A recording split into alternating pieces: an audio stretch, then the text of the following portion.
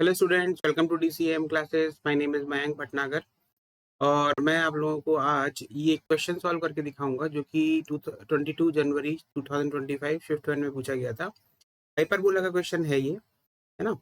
अब ये इस क्वेश्चन से आपको क्या हेल्प मिलेगी, आप पहले ये समझ लो। क्योंकि देखो, बोर्ड अभी जिस जो इस समय पैटर्न आ रहा है जेई मेन का, उसमें मैथमेटिक्स टफ आ रही है ना। पिछले मतलब फर्स्ट अटेम्प्ट में भी टफ आई है। एक्सपेक्टेड है कि आने वाले अटेम्प्ट में भी टफ ही आएगी। टफ से मतलब प्रॉब्लम बहुत टफ नहीं है, लेकिन लेंदी है। प्रॉब्लम थोड़े से लेंदी हैं, तो उस लेंदी को ध्यान में रखते हुए हम ये देखते हैं कि क्या सही में जो क्वेश्चन था वो रियली टफ था या फिर लेंदी था, और उसको अगर हम जल्दी सॉल्व करते हो, हम कैसे सॉल्व करते हैं, तो उससे आपको एक आइडिया लेना है। जैसे कि आप आइडिया ले लोगे तो हो सकता है सिमिलर टाइप ऑफ क्वेश्चन अगर एग्जामिनेशन में आए तो आप कर लोगे, क्योंकि इस टाइप के सिमिलर टाइप ऑफ क्वेश्चन आना, उसकी प्रोबेबिलिटी बहुत हाई है इन द सेकेंड अटेम्प्ट। तो जो मैं वीडियो दिखा रहा हूँ, जो मैं सॉल्व करके दे रहा हूँ, उसको आप एक बार जरूर देख लेना, ये इससे शायद आपकी हेल्प हो जाए। ठीक है, स्टार्ट करते हैं। क्वेश्चन ये है, let the foci of hyperbola be 1,14 and 1,-12। अब देखो, एक्स कोऑर्डिनेट दोनों ही फोकई का सेम है, सिर्फ वाई कोऑर्डिनेट चेंज हो रहा है। तो इसका मतलब foci of the hyperbola Y axis पर है। एट बहुत क्लियरली देखो तो मतलब एक्स इज इक्वल टू 1 पर है। मतलब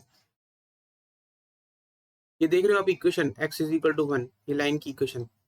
इस लाइन के ऊपर हमारी फोकई है। एक तो फोकई ऊपर वाली है जैसे 1,14, दूसरी फोकई है 1,-12।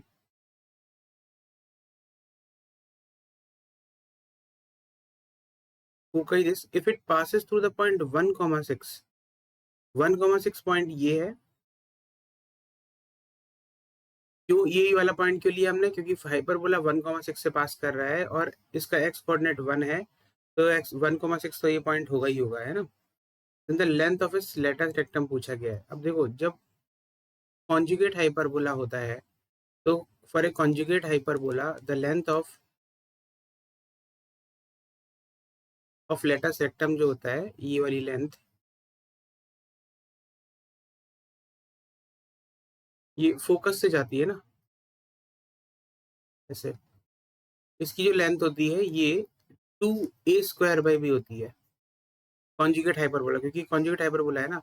नॉर्मल हाइपरबोला होता है तो उसकी जो लेंथ होती है वो लेटेस्ट रेक्टम की वो 2b² होती है। अब हमें देखो, यहाँ पर ए भी नहीं पता, बी भी नहीं पता, वो दोनों ही निकालने की जरूरत है।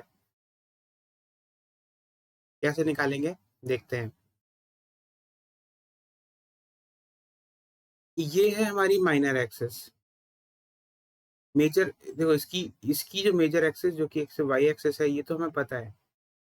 अब हम ये कैसे निकालेंगे कि इसकी जो एक्स एक्सिस है, मतलब कि जो कि माइनर एक्सिस के लिए है, ये वाली, ये कहाँ होगी? X x x equal to 0 पे है या फिर इस पर है?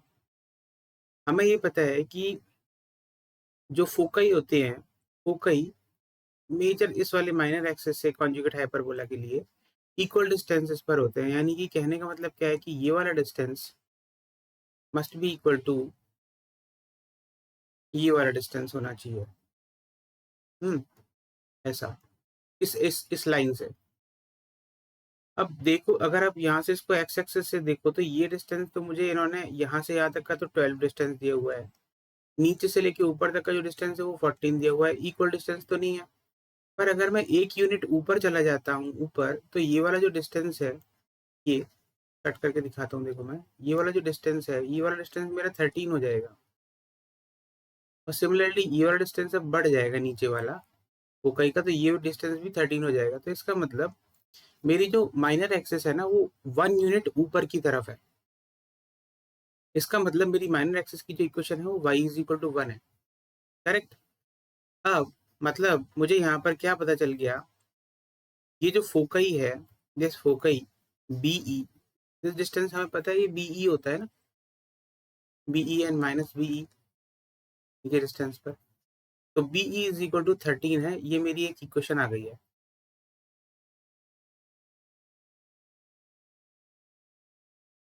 और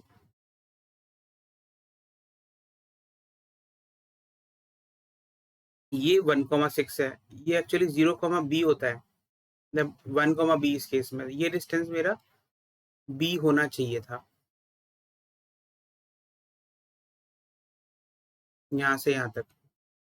तो ये जो डिस्टेंस है मेरा बी, यहाँ से यहाँ तक 6 डिस्टेंस है, तो ये बी की वैल्यू मेरी 5 होगी, 5 + 1 6, तो बी इज इक्वल टू 5। तो इससे मैं ई निकाल लूंगा, E will be equal to 13/5।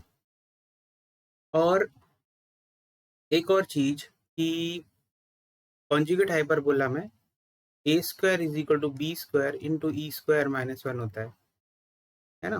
Conjugate hyperbola के बारे में अगर आपको लोग नहीं पता ना, दिक्कत नहीं है, बस कमेंट सेक्शन में मुझे बता देना कॉन्जुगेट हाइपरबोला कैसे करना है सर, तो मैं आपको एक बार एक वीडियो में कॉन्जुगेट हाइपरबोला समझा दूंगा।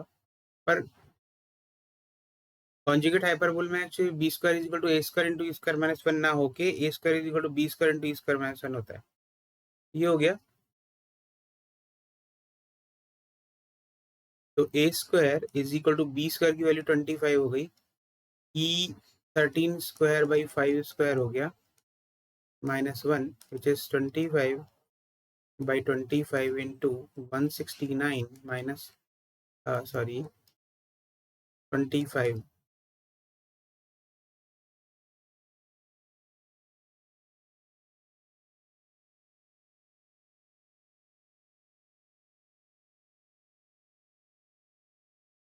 ये कितना होना चाहिए, 144। ए की वैल्यू मेरी 12 आ गई। ए पता चल गया, मुझे बी ऑलरेडी पता है ऊपर, तो मैं जो लेंथ ऑफ लेटस रेक्टम जो होगा एल आर होगा 2a square by B, which will be equal to 2 into 12 square by 5, 144 into 2/5, which is 288/5। ये मेरा लेंथ ऑफ लेटस रेक्टम होना चाहिए, यानी कि मेरा आंसर नंबर 3 होना चाहिए। ठीक है, ऐसा होना चाहिए। देखो, अब इस क्वेश्चन में, ये क्वेश्चन बहुत लंबा नहीं था, मैंने समझाया आपको प्रॉपरली, इसलिए आपको लंबा लगा होगा, हो सकता है, पर ये क्वेश्चन लंबे की कैटेगरी में नहीं है, इट्स नॉट लेंदी। अब इस क्वेश्चन में बस ये पता होना चाहिए, देखो, कि कॉन्जुगेट हाइपरबोला की नॉलेज होनी चाहिए। तो इसके लिए प्रायर रिक्वायरमेंट्स क्या है? Knowledge of conjugate hyperbola,